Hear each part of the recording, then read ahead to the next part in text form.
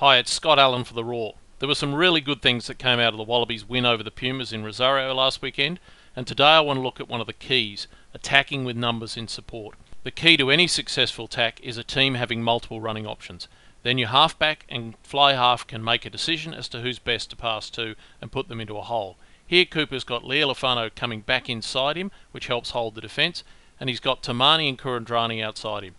Here Tamani crashes through some pretty soft defence from the Pumas, and that's one of his 4 line breaks in the match. So he's very good at creating the opportunities, but he's got a lot of work to do on actually then getting the ball to his supports so those opportunities can be converted into something more. Here, with Kurandrani and Hooper on the inside, he needs to pass the ball before contact, not take it into contact like he does. So whilst their attack was really good in this match, there's still plenty of room left for improvement with their combinations to really take advantage of these opportunities. In this example from a line-out, you'll see the same structure being used, with Lineout coming back inside Cooper, and this time it's Ashley Cooper and Kurandrani who are the straight runners, with Folau and Tamani out the back as the wide option. This time Cooper uses Kurandrani as the straight running option, and he gets over the gain line, and look at the speed that the support players are arriving at the breakdown to generate that quick ball. And then of course it's a lovely flat direct pass out to Tamani, back into Folau for the first try. Having run that option twice, they go for a variation. Again, there's 3 runners in the midfield, but this time Folau's going to run away from Cooper to drag defenders out. Kurandrani's going to run towards Cooper to drag defenders in, and that'll leave a space in the middle, and Tamani will run through the middle of the 2 decoy runners into clear space. Again, it's another line break for Tamani, but again, he needs to pass the ball to his supports well before contact. By delaying his pass, it's disrupted when he's hit, the ball goes high and it's a knock-on. That's 2 really good opportunities, both wasted by not passing the ball early enough. Here's another variation from a line-out, and giving multiple options across the park. Cooper's got 3 players in behind him, there's another 2 in midfield, and then there's another 2 out the back and wide, giving the defence plenty to think about. As we roll forward, you'll see they take a relatively conservative option of just passing out the back to Folau, who then turns it back inside to Ashley Cooper. But he gets the ball over the gain line in midfield, and look at how the support is there quickly to the breakdown, so it's relatively quick ball. What I like about this sequence is you'll see every time Genia comes up from the ruck, there are support runners, and then there's another runner to get in there and clean the ball out, so the possession of the ball is maintained. Now as they come back the other way, again you'll see multiple running options and multiple players getting into the breakdown early. Needed to be a little more accurate with that clean out to stop Fernandez Lobe having that opportunity to play the ball. Now in this phase they try a wider play, but it's not on, so Kurandrani takes it in, and I'd rather see them take it in and recycle than throw a silly pass. Again, there are runners in place quickly for Genia, and when the Pumas rush up here and cut off Cooper's wide ball, the good thing is he's got support in behind him so he can offload and keep the movement going forward. Now it'll break down here, and eventually it's Moen that gets held up and it becomes a collapse maul. But through that sequence of play, you can see runners in motion, plenty of options for Genia and Cooper, and plenty of support at the breakdown.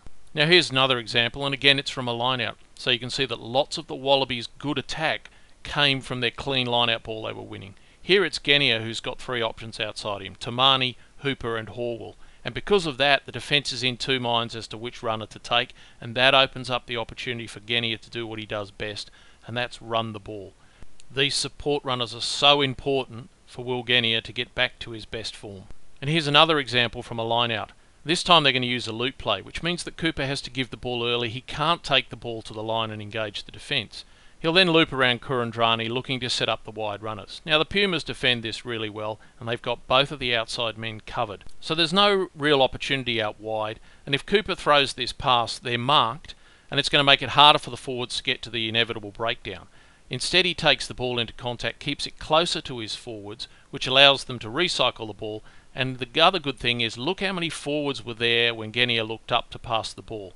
Really good support runners and a good run from Fardy.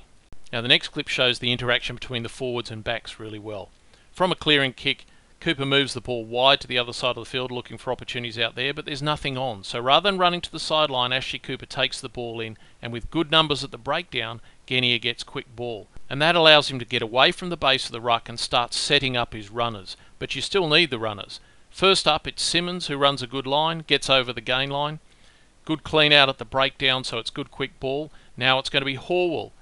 Whilst we're not making line breaks here, these continual waves of runners start to really stress the defence, and that's when opportunities such as this for Kurandrani start to arrive. Now with the defence slightly disrupted, Cooper calls the ball. He's trying to play wide to Tamua.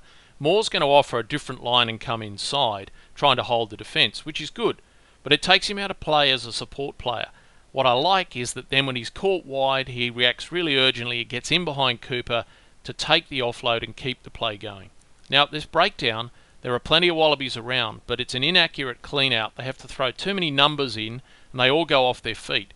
That means that Genny is waiting for Fardy to get up and realign, but he's also exposed to the Pumas coming through the middle of the ruck unopposed.